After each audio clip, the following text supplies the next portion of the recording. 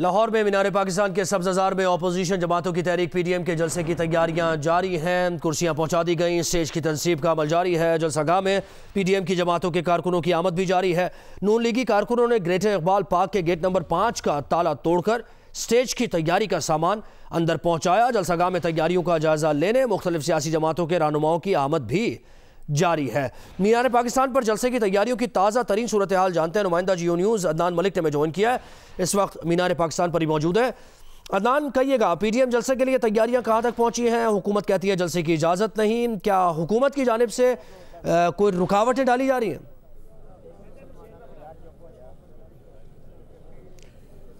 जी, 11 जमातों पर मुश्तमिल पीडीएम का कल होने वाला जलसा आज बड़ा ज़ोरों शोर से उसकी तैयारियां शुरू हैं और तैयारियां जारी हैं। लाइटें लग चुकी हैं।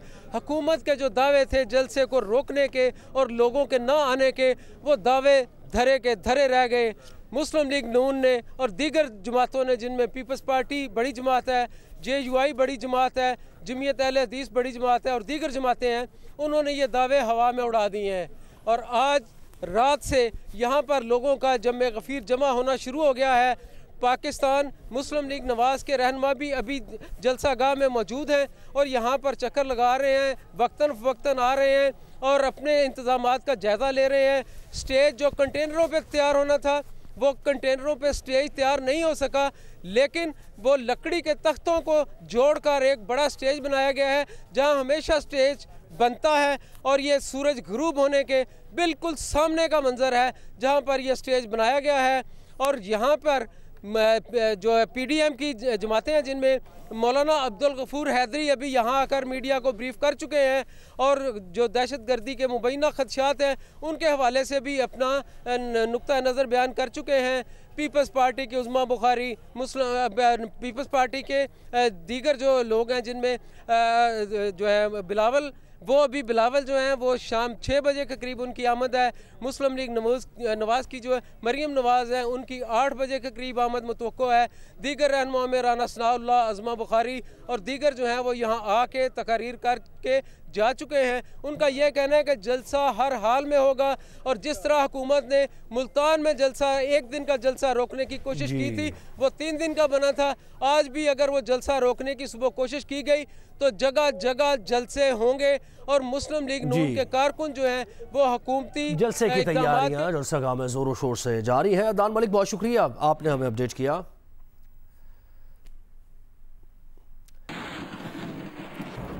पीपल्स पार्टी के चेयरमैन बिलावल भुट्टो जरदारी रैली की सूरत में बिलावल हाउस से मीनार पाकिस्तान जलसागाह पहुंचेंगे। उनके लिए खुसूसी ट्रक तैयार किया जा रहा है। तफसीलात बताएंगे नुमाइंदा जियो न्यूज़ आजम मलिक। जी, मैं इस वक्त मौजूद हूँ बिलावल हाउस लाहौर में, जहाँ पर कल बिलावल भुट्टो जरदारी 11 जमातों के इत्तेहाद में शामिल पाकिस्तान पीपल्स पार्टी बिलावल भुट्टो यहाँ से अपने कारवां का आगाज़ करेंगे। ये वो ट्रक उनका तैयार किया जा रहा है जिसके सामने जिए भुट्टो, जिए अवाम, जिए बेनज़ीर भुट्टो के नारे दर्ज हैं। और इस ट्रक पर बैठ कर बिलावल भुट्टो कल क़यादत करते हुए रैली की सूरत में मीनार पाकिस्तान पर पहुँचेंगे। बुलेट प्रूफ शीशा लगाया गया है इस ट्रक पर। यह ट्रक स्पेशली कराची से लाहौर पहुँचा है और इसका अभी भी जो मज़ीद काम है साउंड सिस्टम का और दीगर चीज़ों का वो जारी है। मुस्लिम लीग नून पंजाब के सदर राना सनाउल्लाह कहते हैं कि मीनार पाकिस्तान में जलसे के लिए सामान लाने में रुकावट डाली जा रही है। जलसे में कारकुन पुरअमन तौर पर जमा होंगे और पुरअमन तौर पर मुंतशिर होंगे। हुकूमत और इंतजामिया की मुदाखलत जारी रही तो तसादुम हो सकता है और इसकी तमाम तर जिम्मेदारी इमरान हुकूमत और इंतजामिया पर होगी। इमरान खान की हुकूमत को और इंतज़ामिया को ये वार्निंग देनी चाहता हूँ कि यहाँ पे लाखों की तादाद में लोग पुरअमन तौर पे इकट्ठा होंगे और पुरअमन तौर पे जो है वो डिस्पर्स होंगे। और अगर हुकूमत ने अपनी मुदाखलत जो है वो जारी रखी तो फिर इससे कोई हादसा, कोई तसादम हो सकता है और उसकी तमाम तर जिम्मेदारी जो है ये बनी गाला में कायम जो है ये हुकूमत, ये कठपुतली वज़ीर आज़म और इंतज़ामिया पे होगी। वफाकी वज़ीर गुलाम सरवर खान कहते हैं कि वज़ीर आज़म ने अपोजिशन को कौमी मामलात पर बातचीत की पेशकश कर दी है। अपोजिशन बातचीत के लिए बैठना चाहे तो बैठने को तैयार है, लेकिन करप्शन केसेस और नैब तरामीम पर बात नहीं होगी। NRO पर वो कुछ सुनना ही नहीं चाहते।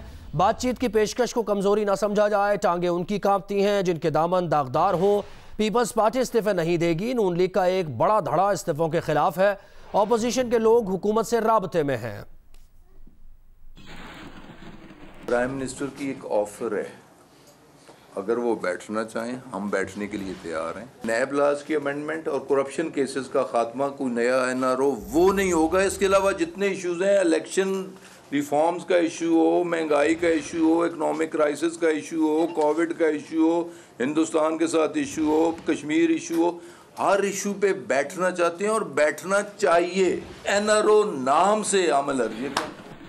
तर्जुमान मुस्लिम लीग नून मरियम औरंगजेब कहती हैं कि 13 दिसंबर कल है। वज़ीर आज़म के घर से लेकर पंजाब हुकूमत की चीखों तक इस तारीख का असर नजर आना शुरू हो गया है। इमरान खान ने कहा था कि वो कुर्सियां लगाने वालों और मुंतज़मीन के खिलाफ मुकदमा दर्ज कराएंगे, मगर उन्होंने तो FIR DJ भट्ट और भट्ट कढ़ाई वाले के खिलाफ काट दी।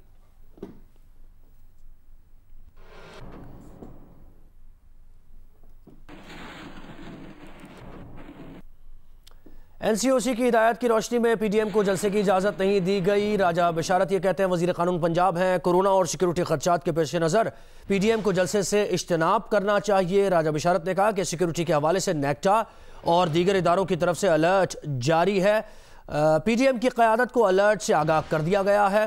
अपोजिशन की हठधर्मी अवाम की जानों के लिए खतरा साबित होगी। अपोजिशन तसादुम चाहती है, हुकूमत ये मौका फराहम नहीं करेगी। कानून हाथ में लेने वालों के खिलाफ कार्रवाई होगी। सियासी कारकुनान की गिरफ्तारियों का प्रोपेगेंडा बेबुनियाद है।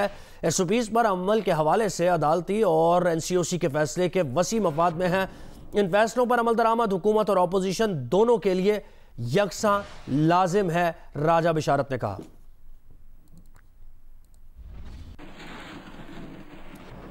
वफाकी वज़ीर इत्तलात सेनेटर शिबली फराज कहते हैं कि कोरोना की दूसरी लहर शिद्दत इख्तियार कर चुकी है। आवाम से अपील है कि वो SOPs पर सख्ती से अमल पैरा हों। हर ऐसे इज्तिमा या सरगर्मी से गुरेज करें जो सेहत और जिंदगियों को खतरे में डाले। हुकूमत को आवाम की सेहत और जिंदगियों का तहफ़्फ़ुज़ मुक़द्दम है। दूसरी लहर से नबरदाज़मा होने के लिए मज़ीद मौसर इक़दाम कर रहे हैं।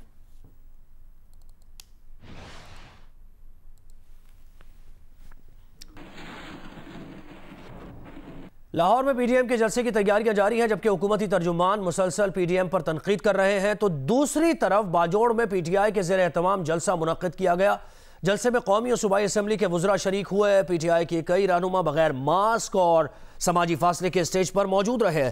PTI के ज़ेर एहतमाम बाजोड़ के हेडक्वार्टर्स में इंसाफ वेलफेयर एसोसिएशन कन्वेंशन का इनेकाद किया गया। जलसे में सूबाई वज़ीर ज़कात अनवर ज़ेब खान, MNA गुलजफर खान, MNA गुलदाद खान शरीक थे। इंसाफ वेलफेयर विंग के मरकजी सदर हबीब मलिक भी शरीक हुए। PTI के कई रहनुमा बगैर मास्क और समाजी फासले के स्टेज पर मौजूद रहे।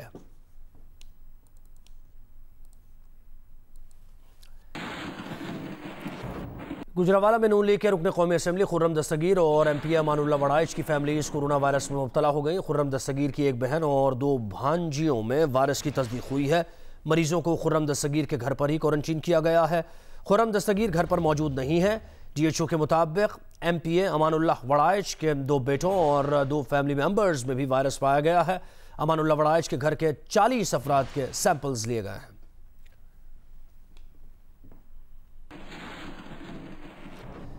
पाकिस्तान ने EU डिसइंफो लैब की रिपोर्ट से लाताल्लुकी की भारतीय कोशिश को मुस्तरद कर दिया। तर्जुमान दफ्तर खारजा का कहना है कि यूरोपीय तहकीकाती ग्रुप की रिपोर्ट ने 116 मुल्कों में फैले 150 जाली मीडिया, 550 से ज़्यादा जाली वेबसाइट्स को बेनकाब किया।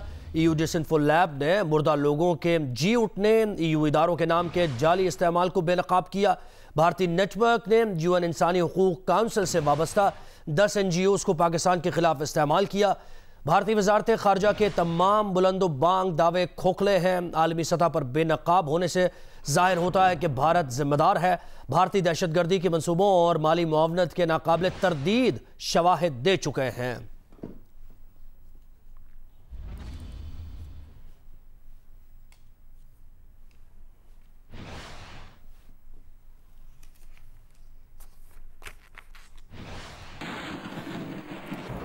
कराची, लाहौर, इस्लामाबाद, कोयटा और पेशावर में रवामा चीनी की कीमतें औसतन 20 रुपये कम होकर 80 रुपये फ़ी किलो तक आ गई हैं। इस्लामाबाद की ओपन मार्केट में चीनी 80 से 85 रुपये फ़ी किलो में दस्तियाब है, जबकि होलसेल रेट 73 रुपये फ़ी किलो तक आ गए हैं। 8 नवंबर को इस्लामाबाद में चीनी की फ़ी किलो कीमत 110 रुपये थी।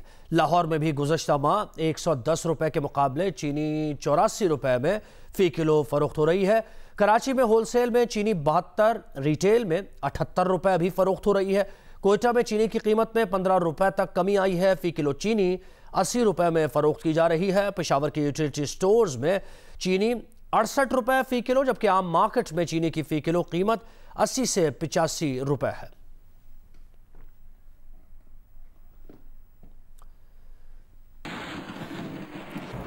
वज़ीर आज़म ने चीनी की कीमतें नीचे लाने पर अपनी मुआशी टीम को मुबारकबाद दी है। इस बारे में हमारे नुमाइंदे रियाज एनडी ने कराची के बाजार में लोगों की राय जानने की कोशिश की है।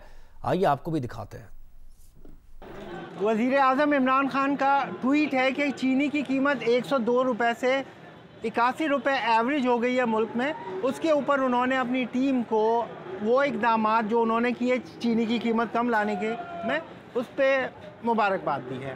अब इस पे मार्केट का क्या रिएक्शन है, ये जानने के लिए हम यहाँ पे चीनी बाज़ार में हैं। वो तो आने ही थे, क्योंकि वो नई क्रॉप आई है तो उसमें तो आना ही आना है। ऐसी बात है, आना ही आना है। नई क्रॉप आ गई है तो नहीं आई है तो नहीं, तो क्रैशिंग उन्होंने जल्दी भी तो करवा दी।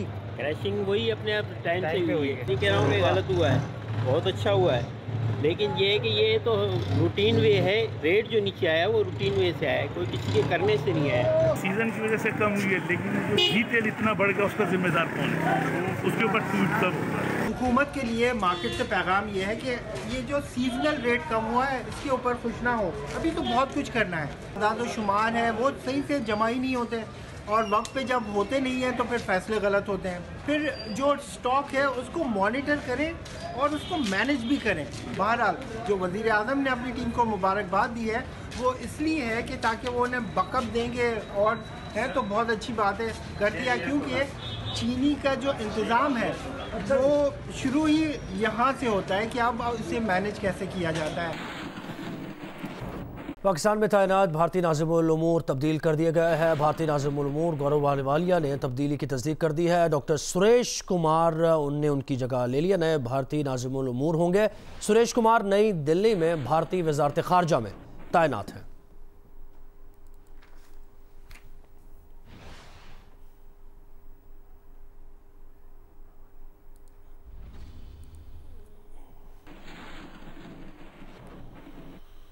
वज़ारत दाखिला ने एडिशनल सेक्रेटरी को वफाकी काबीना का इख्तियार सौंपने की सिफारिश की थी। वज़ीर आज़म की हिदायत पर एडिशनल सेक्रेटरी 2 के बजाय वफाकी सेक्रेटरी को इख्तियार दिया गया है। नुमाइंदा जियो न्यूज़ अयाज अकबर यूसुफजई ने हमें ज्वाइन किया। अयाज, क्या डिटेल्स हैं आपके पास इसकी? बिल्कुल, ये रियासत के खिलाफ बगावत या जराइम पर मुकदमा सेक्रेटरी दाखिला की मंजूरी के बगैर नहीं हो सकेंगे, बल्कि अब अगर सेक्रेटरी दाखिला की इजाज़त के बगैर, मंजूरी के बगैर कोई केस इंदराज होता है तो मुतलका अदालत को उस केस सुनने की भी वो मजाज नहीं होगी। ये फैसला किया गया है वफाकी हुकूमत की जानिब से, और वफाकी काबीना से मंजूरी भी ले ली गई है। और इसके अलावा इसका जो मकसद है वो ये था कि जो इससे पहले भी इस किस्म की बहुत शुक्रिया जी अयाज अकबर यूसुफजई, आपने डिटेल्स दी, बहुत शुक्रिया आपका।